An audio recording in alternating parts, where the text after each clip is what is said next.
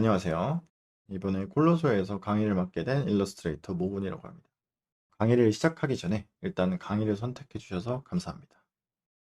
여러분들께 최대한 도움이 될 수 있을 만한 내용들로 구성을 하려고 노력을 했으니까 여러분들이 끝까지 함께 해 주셨으면 좋겠습니다.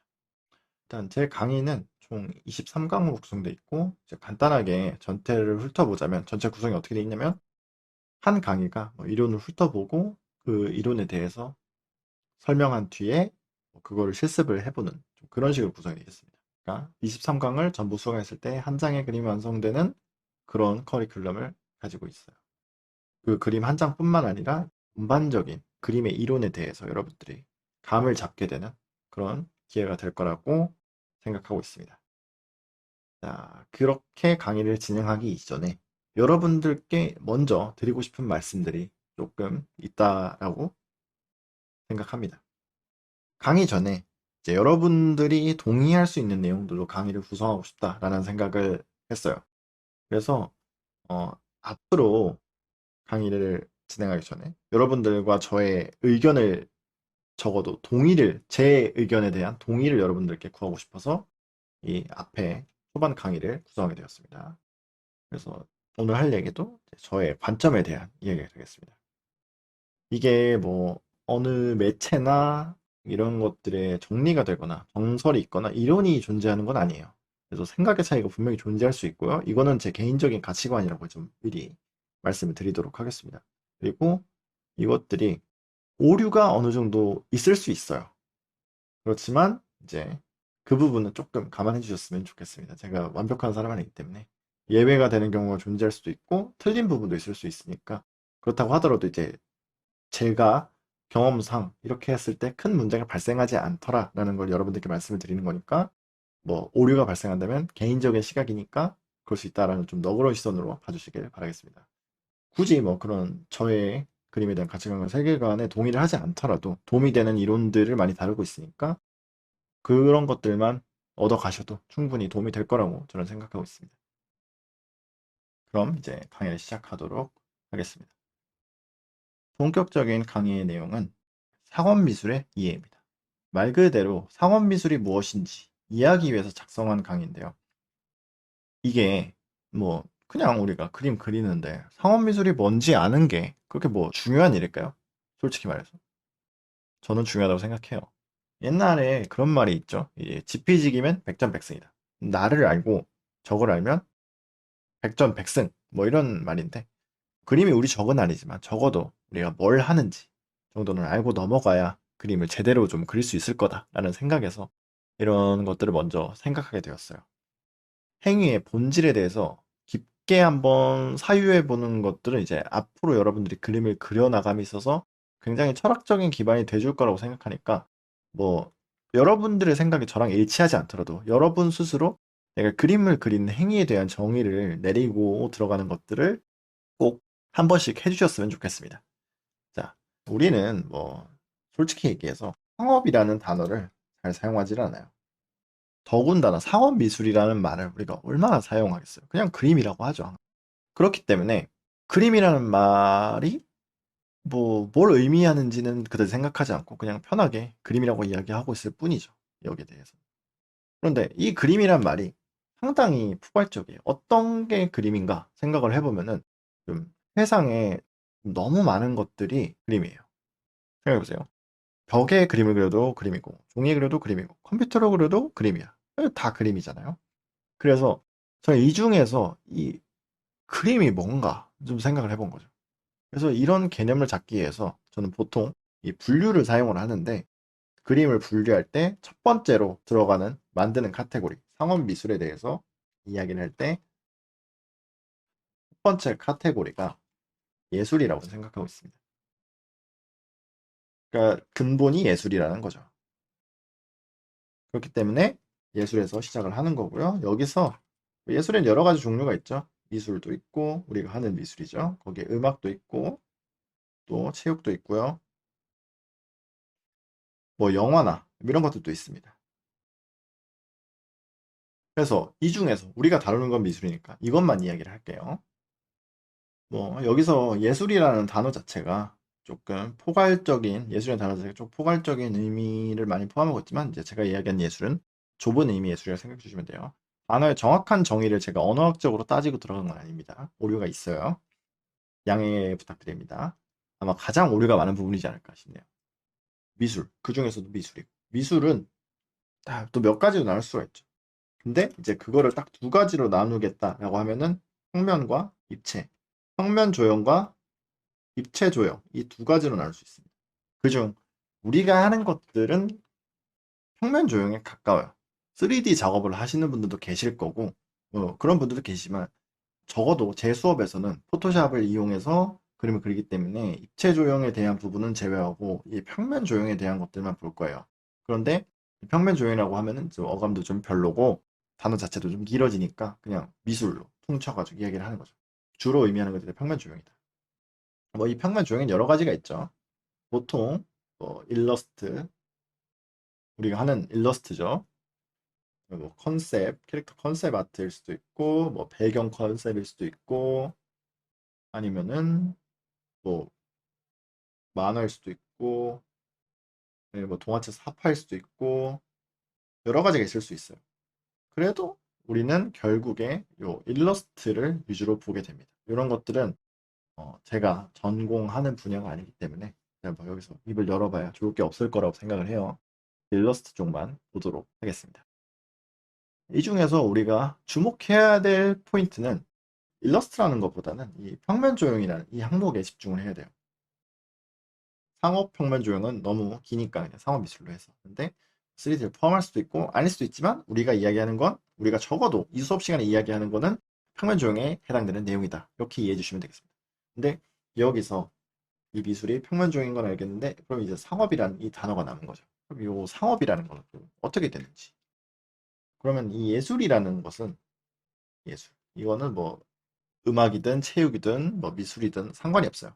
예술이라는 것들은 두 가지 양극단이 있습니다.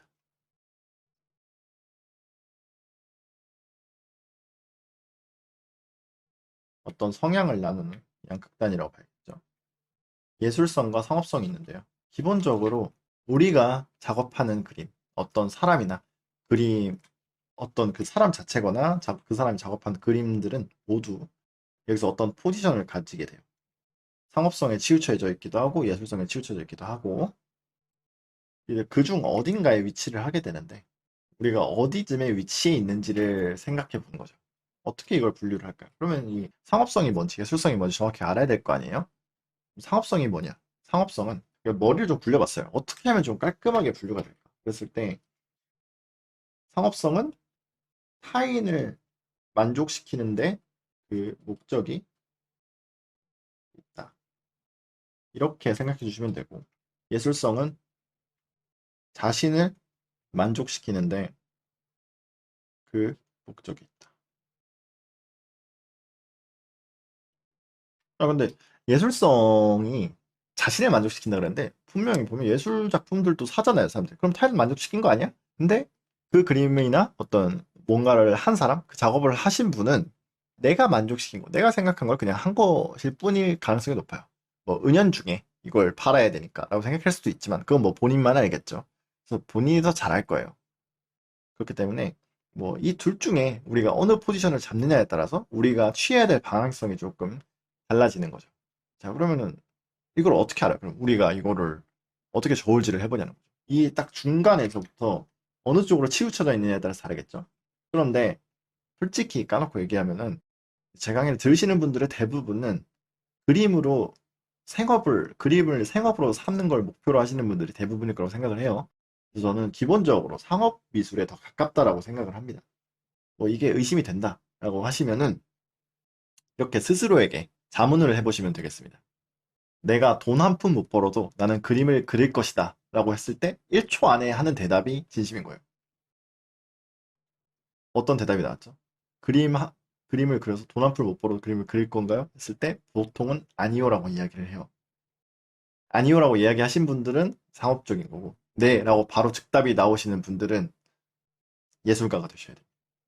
자, 뭐 그래서 정리하자면 우리는 이 상업 미술이라는 이 단어가 의미하는 바를 이야기했습니다. 이 상업 미술.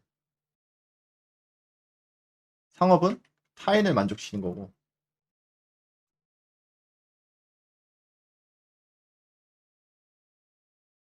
미술은 평면조형. 오타가 났네요.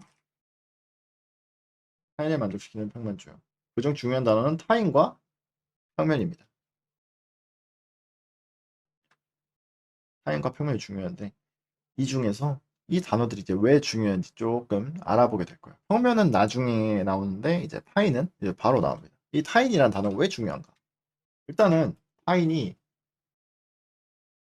왜 중요한가? 그쵸? 내가 그리고 싶으면 그래야 되는 거 아니야? 라고 하면 예술가인 거예요. 똑같은 얘기죠. 내가 남을 만족시키려면 남이 뭘 좋아하는지, 뭘 보고 싶은지를 우리가 알아야 될 거 아니에요. 그러니까 타인에 대한 이해가 필요해요. 그래서 거기에 맞춰서 우리가 그림을 그려요. 그 사람이 돈을 주고 내 그림을 살 테니까. 너무 당연하죠. 근데 너무 당연한 얘기인데 이거 이 얘기하려고 했겠어요, 제가. 그럴 수도 있지만 아닙니다. 타인의 전문용어로 니즈라고 그러죠. 니즈를 파악해야 하기 때문에. 자, 그래서 이거 니즈를 파악해서 이걸 팔 테니까. 근데 우리가 니즈를 파악해서 그림을 그렸어. 근데 그 사람이 이 그림을 못 알아보면 어떻게 될까요? 예를 들어서 쉽게 예를 들면은 내가 사과를 그렸어. 이거를 보고 사람들이 딸기래. 사람들이 봤을 때 이게 딸기라는 거예요. 딸기래. 그러면은 나는 이거를 사과라고 그랬는데 딸기로 그렸으면 내가 사람은 사과를 보고 싶을 거라고 생각을 해서 사과를 그렸는데 그 사람이 그걸 봤을 때 딸기면은 의미가 없는 거잖아요. 그렇죠. 그러면은 과연 내가 이 사과 그림을 팔 수 있을까요? 다른 사람들한테? 안 돼요. 그래서 여기가 포인트예요. 이 사과를 사과처럼 보이게 해주는 거. 보이게 하는 것. 그것이 바로 여러분들이 그림을 좀 그려봤다라고 하면 항상 듣는 용어가 있습니다. 바로 이 기본기. 많이 들었을 거예요. 안 들었으면 지금부터 많이 들으면 돼요. 이 기본기라는 거는 어떨 때 얘기냐면 진짜 잘 그리는 사람들이 꼭 이런 말을 해요. 아, 나는 아직 기본기가 부족해. 난 기본기를 더 공부해야 돼. 라고 하세요, 항상. 그러니까 그 기본기가 물론 이 기본기의 의미는 이제 제가 개인적으로 정리를 한 거기 때문에 그분들이 말하시는 것과는 조금 다를 수는 있지만 뭐 기본적으로 어느 정도의 일치는 있다고 생각을 해요. 자, 그러면은 이 기본기가 어디서부터 오는지, 이 사과를 사과처럼 보이게 하는 이 기본기는 정확히 뭔지에 대해서 생각을 해보는 거죠. 자, 기본기는 하나의 기준입니다. 하나의 기준이에요. 딱 기준을 잡아줘서 이제 그 기준대로 가게 되는 거죠. 이 기준은 뭐냐? 현실입니다. 왜 현실이냐면 전 세계 모든 사람들이 어떤 걸 봤을 때 다르게 보지 않아요. 예를 들어서 사과는 한국에서 딴 사과는 프랑스에 가도 그냥 사과고 미국에 가도 그냥 사과입니다. 그렇죠? 어디에서나 다 똑같이 보이기 때문에 이 현실이 기준이 될 수밖에 없어요. 그리고 사람들은 이것을 기준으로 그림이라는 시각적인 언어를 해석을 합니다. 즉, 그림을 언어라고 봤을 때 이 기본기라는 거는 그림의 문법에 해당해요. 그래서 그림의 문법에 해당하기 때문에 이 문법을 제대로 지키지 않으면 의사소통에 조금 곤란함이 생기겠죠. 그래서 그런 것들을 담당하고 있는 거죠. 그래서 이 기본기가 어느 정도 갖춰져 있어야 다른 사람들에게 내가 생각한 이미지를 정확하게 전달할 수 있게 해준다. 입니다. 그래서 기본기라고 부르는 기술들은 현실을 정확하게 표현할 수 있게 해주는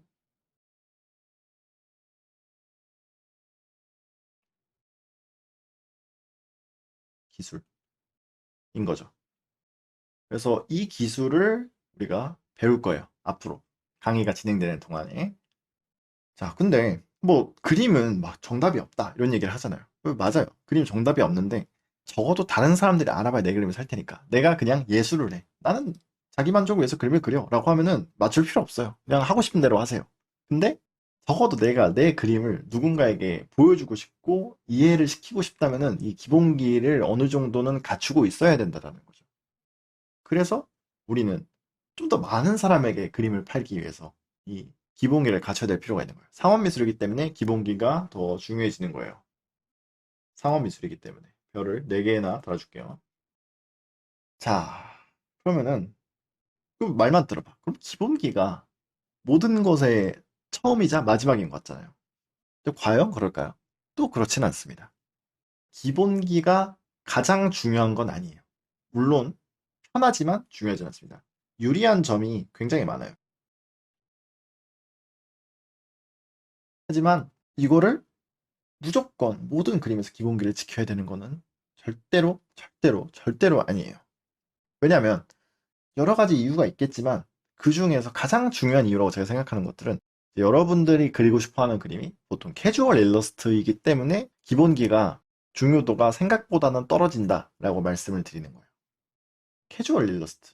응? 캐주얼 일러스트가 뭐예요? 라고 할 수 있기 때문에 이 캐주얼 일러스트에 대한 내용을 알려드리도록 하겠습니다. 이 캐주얼 일러스트는 뭔가? 캐주얼 일러스트. 이게 무엇이? 라고 하면 일러스트의 스타일 중에 하나인데 이 생략과 과장을 통해서 사물의 개성을 드러낸다는 특징을 가진 일러스트가 캐주얼 일러스트예요. 이 말은 현실성을 포기한다는 얘기입니다. 중요한 부분이 생략과 과장이기 때문에 이 생략과 과장이라는 의미 자체가 이미 정확성을 포기하는 행위예요. 그래서 기본기의 중요성이 떨어지는 거죠. 이 생략과 과장은 우리가 좋아하는 단어로 치환이 됩니다. 이게 뭐냐면 데포르메, 프랑스라고 하더라고요. 영어로는 디폼이라고 이야기를 해요. 그래서 데포르메나 디폼이랑 똑같습니다. 그런 식으로 데포르메가 들어간 그림을 캐주얼 그림이다 라고 생각을 해주시면 되겠습니다. 뭐 데포르메가 들어간 정도에 따라서 이제 실사냐, 완전 캐주얼이냐, 반실사냐 이렇게 조금 정도에 따라 다르겠죠. 근데 이거는 반실사, 이거는 캐주얼 이렇게 명확하게 나눌 수는 없어요. 그 아까 상업성과 예술성의 경계처럼 애매한 부분들이 있기 때문에 그게 항상 명확한 건 아닙니다. 자, 그럼 이 데포르메라고 부른 생략과 과장 요 친구는 이게 뭘까요? 이게 또 생략과 과장이 뭔지 우리가 정확히 알아야 뭘 할 거 아니에요. 단어만 보자면 생략은 실제보다 작거나 적게 표현하는 것, 혹은 없게 표현하는 것. 과장은 실제보다 많거나 크게 표현하는 것입니다. 이 생략과 과장은 그냥 내 맘대로 하면 돼요. 그건 아니에요. 기준이 이미 있어요. 그 기준이 뭐냐면 기본기예요. 기본기에서부터 일정 범위 내에서 너무 벗어나거나 너무 줄이거나 너무 키우면은 또 어느 정도의 그 사람들이 불편함을 느끼게 되거든요. 그래서 이걸 넘어가지 않도록 감각을 갖춰야 돼요. 벗어나지 않는 그 폭 있죠. 사람들이 불쾌하지 않다라고 느끼는 그 기준이 한계점이랄까요. 데포름의 한계점이 일본풍 그림체를 따르고 있어요. 대부분. 의 기준, 일본풍.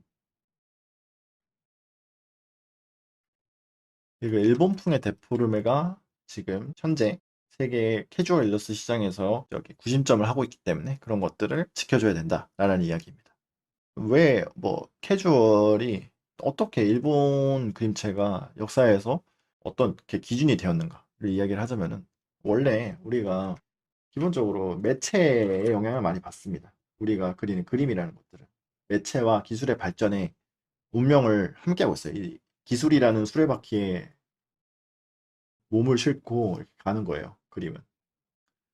근데 이 기술이라는 수레바퀴가 1900년대, 1800년대 후반에 1900년대 초반 막 이럴 때에는 그 굉장히 단순한 매체들, 검은색과 흰색밖에 없는 그런 신문 이런 매체들을 통해서 많이 유포가 됐습니다. 그럴 때 인쇄물의 퀄리티가 제한이 됩니다.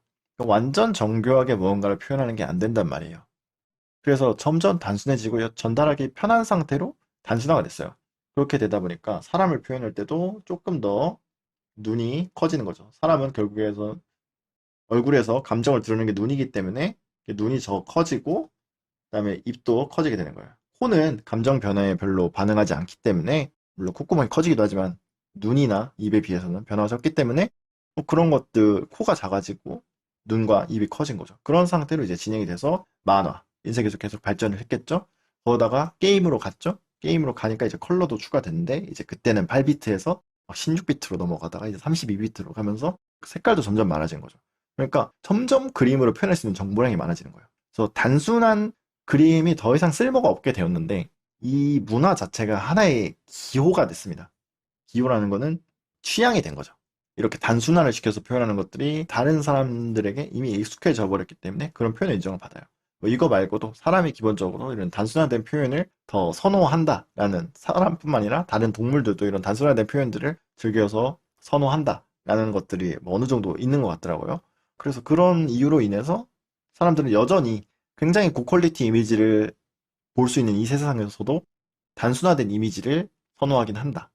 그리고 뭐 여러 가지로 그림을 사람 완전 사실처럼 그리려고 하면은 이제 각도마다 변하는 인상이나 투여되는 노동량이나 이런 것들이 많아지기 때문에 그런 효율적인 측면에서도 캐릭터를 사용하는 게 더 이득이기 때문에 캐주얼 캐릭터는 하나의 어떤 표현 방법으로 자리를 잡았고, 그 기준은 뭐 디즈니 쪽도 있지만 양키 센스라고 부르는 그런 미국식 카툰 그림체도 분명히 존재하지만 일본에서 이야기하는 그 서브컬처 의미가 더 큽니다. 캐주얼 아트를 이야기할 때. 그래서 이런 식으로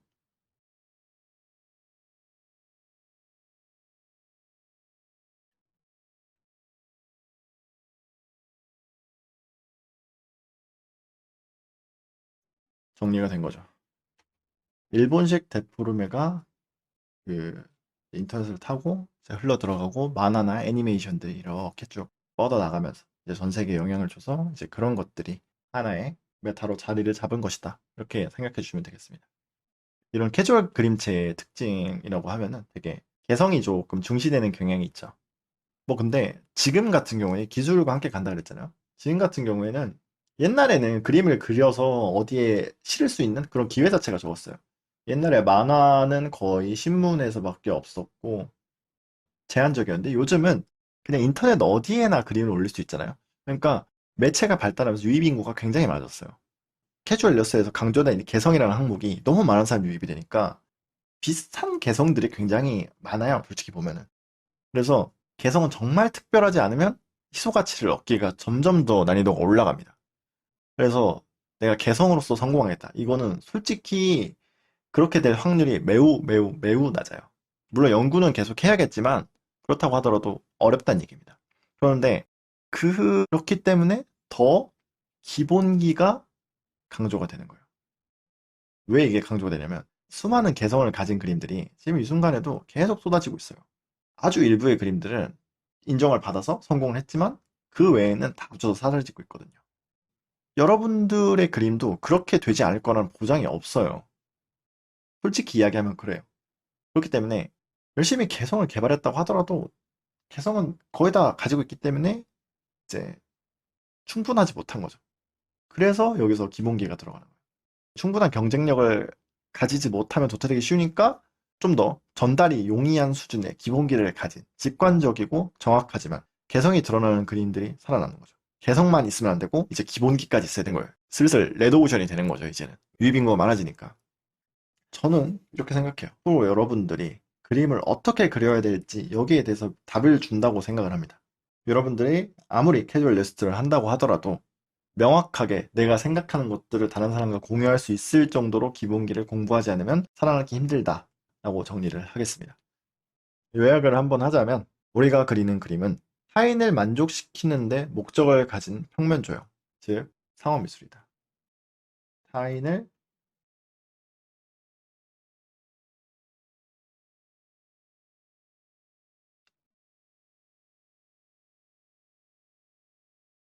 가진 평면조형.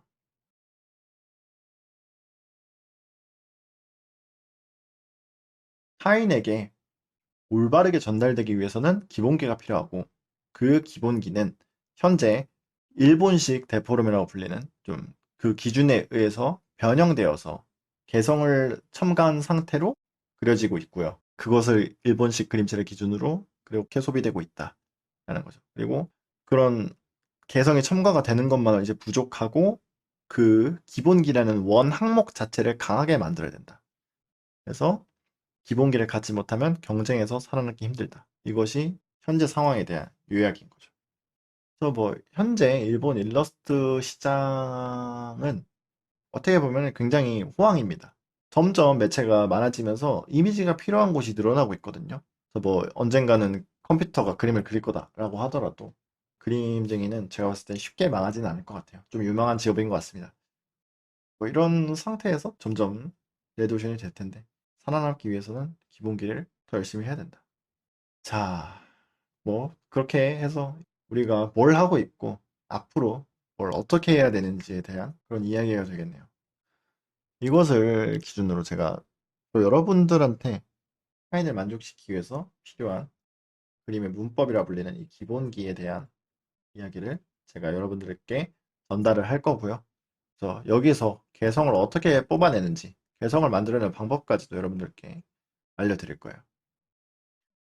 제가 말을 이렇게 되게 교수님처럼 잘 못해요. 솔직히 얘기해서 지금 이렇게 딱딱하게 이야기하려고 하고 있긴 한데 이게 많이 어색합니다. 저는 좀 그냥 편하게 이야기하는 게 좋으니까 앞으로도 조금 버벅이더라도 그냥 양해를 해주세요. 제가 원래 이런 사람이라서 안 고쳐지네요. 네. 그래서 조금 듣기 불편하실 수는 있겠지만 참고 들어주시면 꼭 도움되는 내용들로 이야기를 해드릴 테니까 읽고 따라와 주시면 감사하겠습니다. 1강은 여기서 마무리하도록 하고 다음 시간은 잘 그린 그림은 뭘까? 뭐 이런 것들에 대해서 한번 생각해 보도록 하겠습니다.